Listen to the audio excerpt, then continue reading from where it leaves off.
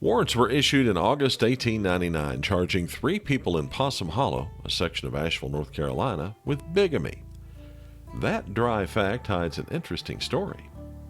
You see, John Blackwell married Fanny Emery.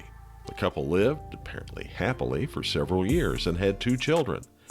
Well, apparently happily for Fanny, but not so much for John, since he left home to do some rabbit hunting and never came back.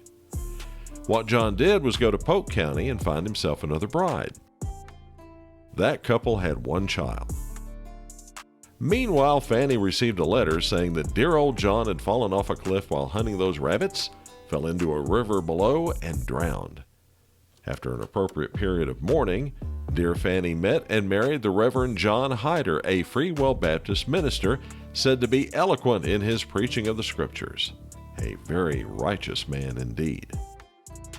Then in mid-August 1899, the supposedly deceased John Blackwell decided to return to Asheville, along with Mrs. Blackwell No. 2, and confessed to Mrs. Blackwell No. 1 what had happened, but that he decided to stay with his latest wife.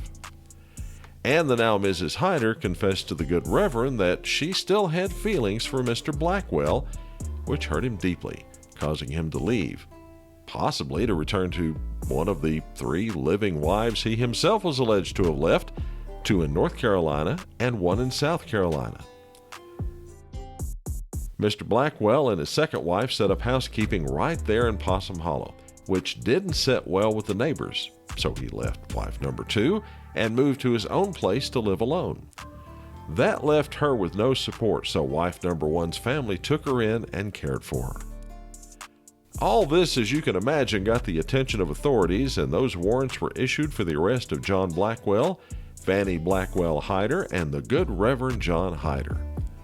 Fanny and John were divorced in March 1902 in Asheville. No word on what happened between her and the Reverend Hyder, or the Reverend Hyder and those 3 other women.